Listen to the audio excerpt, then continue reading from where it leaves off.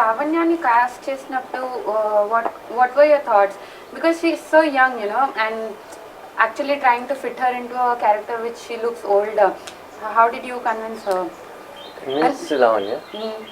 లావణ్యకి character చెప్పినప్పుడు character బాగా నచ్చింది. ఇట్లా ఈ సినిమాలో ఒక డేంజరస్ క్యారెక్టర్ ఏంటంటే లావణ్య చేసిన సీత క్యారెక్టర్.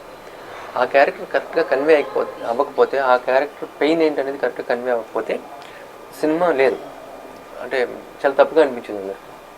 సో చాలామంది హీరోయిన్స్ అనుకున్నాము లావణ్య ఎలా ఉంటుంది, మీకున్న డౌట్ చిన్నగా ఉంటుంది అనుకుని ఆ అమ్మాయి ఒక ఫోటోషూట్ చేసినప్పుడు చూశాను నేను ఆన్లైన్ నెట్లో చూసాను. వైట్ సారీతో ఒక ఫోటోషూట్ ఉంది అమ్మాయి.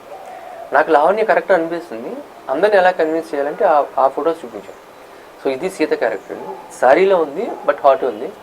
ఈ అమ్మాయి కరెక్ట్ ట్రెడిషనల్గా ఉంది, అందంగా ఉంది. ఈ అమ్మాయి కరెక్ట్ ఏమంటే మాట్లాడు ఒకసారి. లావణ్య వచ్చింది ఆఫీస్కి, తను నెరేట్ చేసినప్పుడు తను నన్ను కొన్ని క్వశ్చన్స్ అడిగినప్పుడు నాకు అనిపించింది తనే కరెక్ట్. తనకి బాగా ఇంజెక్ట్ అయింది ఆ క్యారెక్టర్. ఏం క్వశ్చన్స్ అడిగింది అంటే ఈ క్యారెక్టర్ అంటే ఇప్పుడు మర్చిపోయింది యాక్చువల్గా నాకు.